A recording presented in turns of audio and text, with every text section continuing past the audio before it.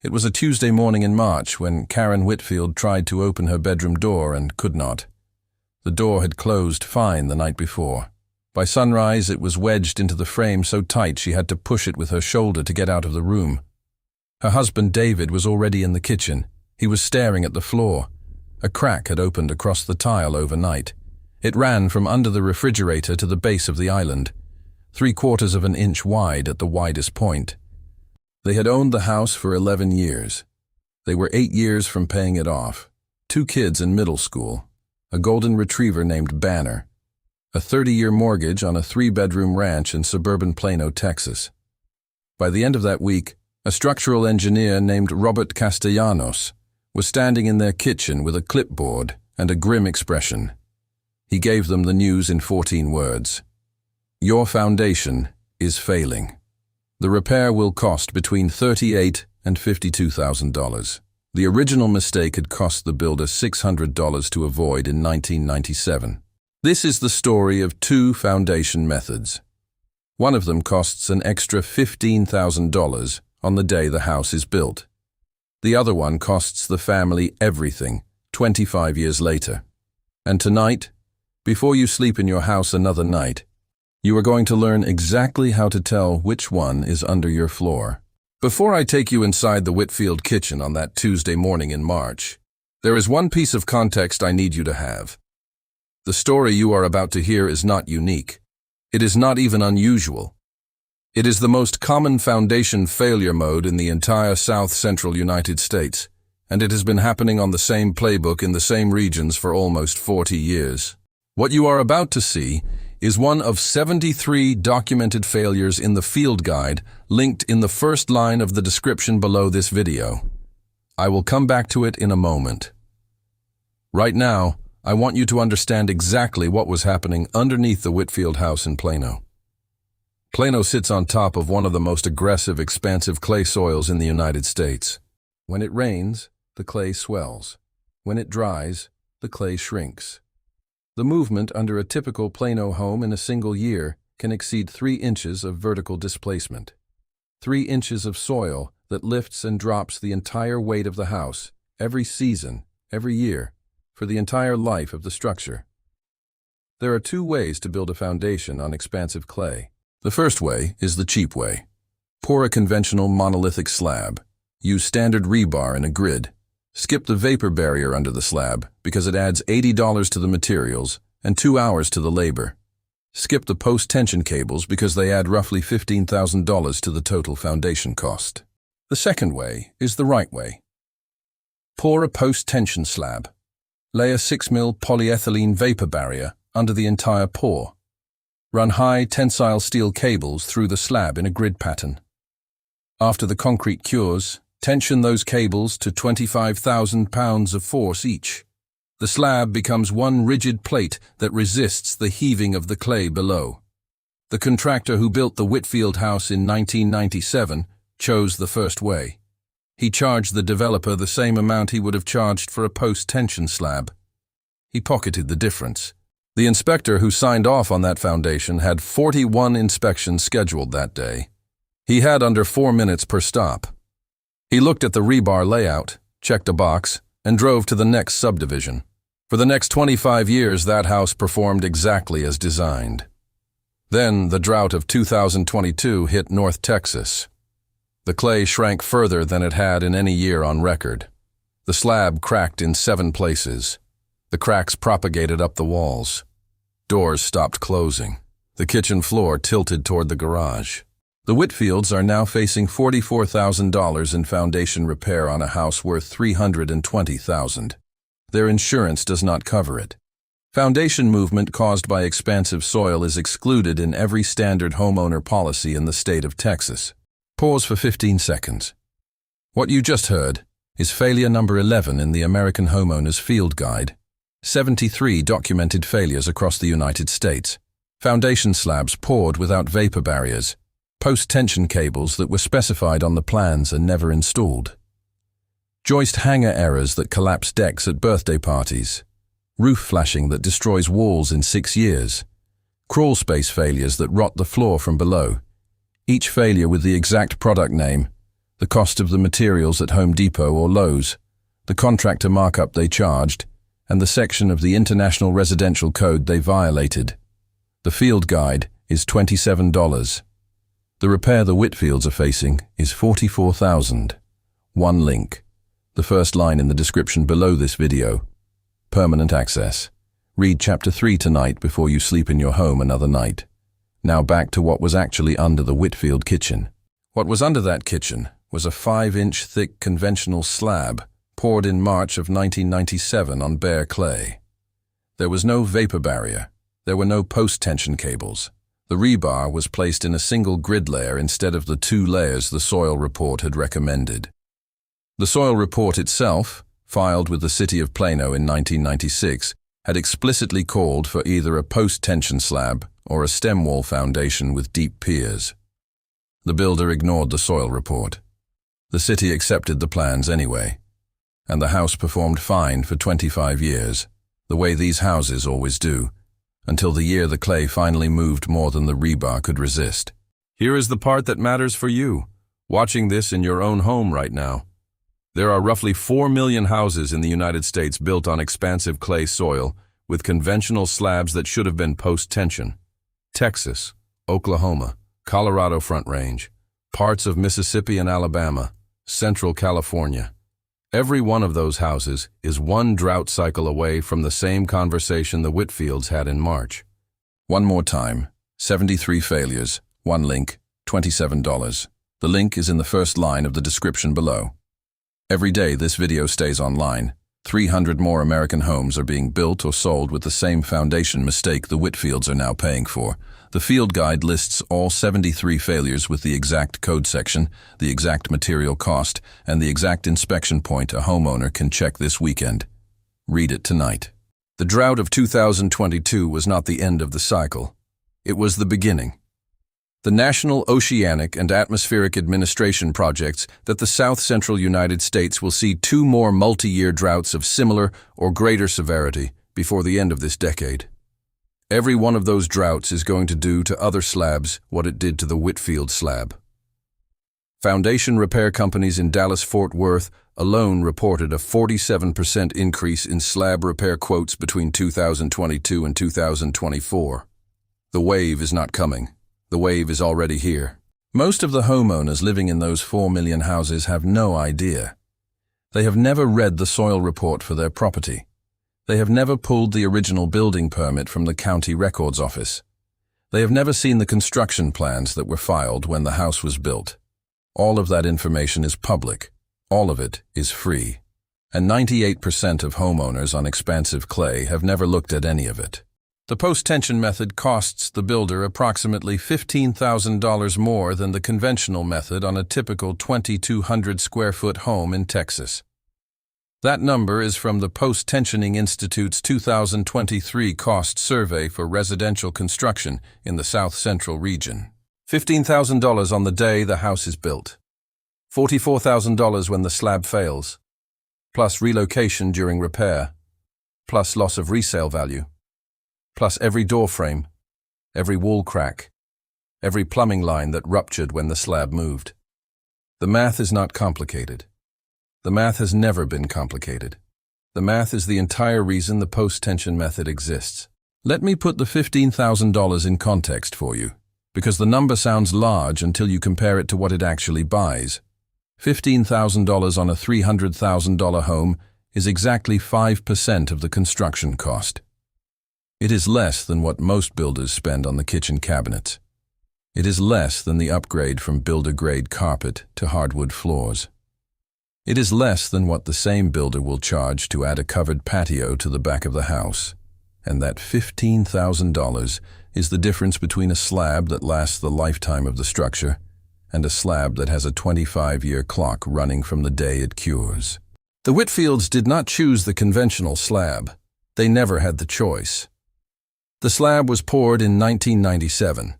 They bought the house in 2014, 17 years later, from a couple who had bought it from the original owner in 2006. 3 sets of homeowners. Not one of them ever saw the original soil report. Not one of them was told the foundation was monolithic instead of post-tension. The information existed. The information was public. The information was sitting in a filing cabinet at the City of Plano Building Department, 11 minutes from their kitchen the entire time. None of them knew to ask for it. That is the failure mode I want you to remember. It is not a contractor failure. It is not an inspector failure. It is an information failure. Now I want to take you under that slab and show you exactly what should have been there. A correctly built post-tension slab on expansive clay in North Texas has 6 elements. I'm going to walk you through all 6. If your house is missing any of them, you have a problem. Element 1. The soil report. Before any concrete is poured, a geotechnical engineer takes core samples from the lot and produces a written report. The report classifies the soil and specifies which foundation type the house requires. In Plano, on the soil the Whitfield house was built on, the report from 1996 explicitly recommended post-tension or deep pier. That report still exists in the city files. You can request it for $15. Element 2. The vapor barrier. A 6mm polyethylene sheet, available at any Home Depot for under $40 per roll, laid across the entire footprint of the slab before any rebar or cable goes down. It blocks moisture migration from the clay into the concrete. International Residential Code Section R506.2.3 requires it under all habitable spaces, $80 in materials, 2 hours of labor, skipped on roughly 40% of slabs poured in Texas in the 1990s. Element 3. The post-tension cables. Half-inch diameter high tensile steel strands, sheathed in plastic, laid in a grid pattern, roughly 48 inches on center across the slab before the pour. The cables connect to anchors at the slab edge. Cost of materials for a typical 2,200 square foot home, between $8,000 and $10,000. Cost of labor to install and tension them after the cure, between $5,000 and $7,000. Total premium over conventional rebar, roughly $15,000. Element 4. The tensioning. 3 to 10 days after the pour, a certified technician uses a hydraulic ram to pull each cable to 25,000 pounds of force. The slab is now under permanent compression. When the clay below tries to move, the slab moves as one rigid plate instead of cracking in pieces. This is the entire engineering principle. It is the difference between bending a single steel cable and bending 100 of them woven together. Element 5. The inspection record. The tensioning is documented. Each cable has a serial number. The hydraulic ram records the force applied. The records get filed with the city. You can request them with the building permit for under $20 total. Element 6. The warranty paper trail. A correctly built post-tension slab in Texas comes with a 10-year structural warranty from the foundation contractor. If the contractor refused to provide that warranty, the slab is not post-tension. It does not matter what the salesman told the original buyer in 1997. There is one more thing I need you to understand about post-tension slabs before we move on. The cables themselves can fail. When a post-tension cable corrodes, it can snap with the force of a small explosion. There are documented cases in Houston of homeowners hearing a sharp bang from underneath the kitchen, only to discover later that a cable had broken and whipped through the slab. This is rare. It happens when the cable sheathing is damaged during installation and water reaches the steel. But it is the reason the inspection records matter. A post-tension slab without a documented cable map is a slab you cannot safely renovate. You cannot cut into it. You cannot core it for plumbing. You cannot anchor anything heavy to it without first locating every cable. The cable map should be in the original construction file. If it is not, you have a different kind of problem. Now here is how you check your own house this weekend. Step 1. Go to the website of the county your house is in. Search building permits. Enter your address. The original permit will come up. It will list the foundation type. If it says monolithic slab and your soil is expansive clay, you are in the same category as the Whitfield house. Step 2. Request the soil report. If the original developer filed one, it is in the city records. If no soil report was filed, that itself is a red flag worth $1,500 in your next negotiation. Step 3. Walk the perimeter of your slab. Look for hairline cracks that follow a straight line for more than 12 inches. Look for any place where the slab edge has separated from the brick veneer above it. Look for doors inside the house that stick in spring and free up in fall, or vice versa. That seasonal sticking is the slab moving. Step 4. If you find any of those signs, hire an independent structural engineer, not a foundation repair company. The repair companies have a financial interest in finding problems.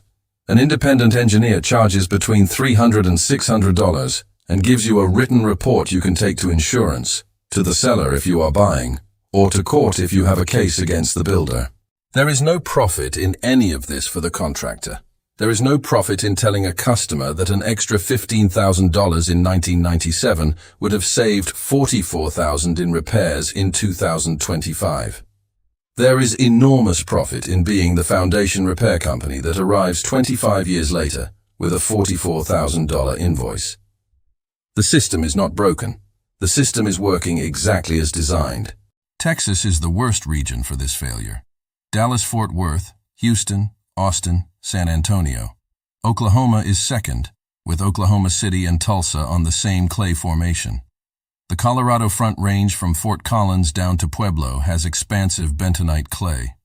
Central California from Sacramento through Fresno mixes the soil risk with seismic risk. Mississippi and Alabama have Yazoo clay, with 60 years of documented failures in court records you can pull from Pacer tonight. If you live in any of those regions, and you are not sure what is under your house, the inspection cost is $300 to $600. The repair cost, if you skip it, averages $44,000. I am not telling you what to do. I am telling you what the numbers say. Every failure I have shown you tonight follows the same pattern. A construction decision made in the first week the house was built. A homeowner who had no way to know what to look for. A contractor or inspector who either missed it or knew and stayed silent.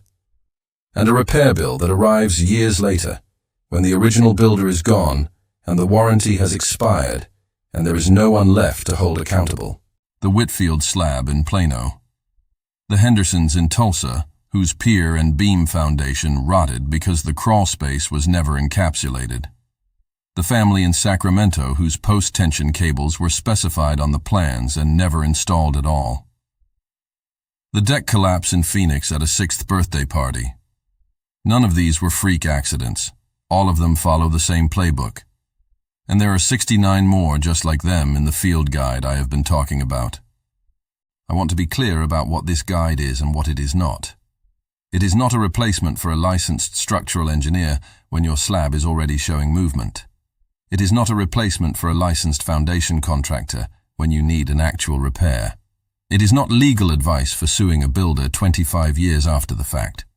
What it is the inspection knowledge that 19 out of 20 homeowners in expansive clay regions do not have, and that 90% of contractors will never volunteer. Use it to know what to look for. Use it to know which questions to ask. Use it to walk away from the house you are about to buy if the soil report does not exist and the foundation type is wrong. There are 3 more failures I could not fit in this video. Window flashing absent in stucco walls. Crawl space encapsulation skipped in the southeast termite belt. Driveways poured without rebar that crack within the first freeze cycle. They are in the pinned comment below this video with the exact contractor markup, the real material cost at Home Depot, and the inspection point you can check today. Click the pinned comment now. You have 2 options when this video ends. Option 1. Close the tab. Forget what you heard. Hope that the house you are sitting in right now is not one of the 4 million on expansive clay that should have been post-tension. Hope that the inspector who signed off on it 25 years ago caught everything. Hope that the next drought cycle in your region is gentler than the last one. Hope that the next time the door sticks, it is just humidity. Hope that the next crack in the tile is just settling. Hope that the next plumbing leak is just a worn fitting and not the slab moving underneath the kitchen. Option 2. Click the link in the first line of the description. Download the field guide tonight. Pull your building permit tomorrow morning. Walk your slab perimeter on Saturday with the inspection list in your hand. Spend the $300 on the independent structural engineer if you find any of the 7 warning signs. Find the failure before the failure finds you. The contractor who poured the Whitfield slab in 1997 is no longer in business. The company dissolved in 2004. There is no one left to sue. There is no warranty left to claim. The only thing standing between the Whitfields and $44,000 is the equity they spent 11 years building in a house that should have cost $15,000 more on day one. Do not be the next family in this video. This channel investigates one construction failure per week. If you own a home in America, you need to be here. Subscribe. Turn on notifications. Next week, the investigation goes inside a deck collapse at a 6th birthday party in Phoenix that killed 2 people. The fix that would have prevented it cost $87. The contractor charged $18,000 to build the deck. What they built, what they hid, what you need to know now.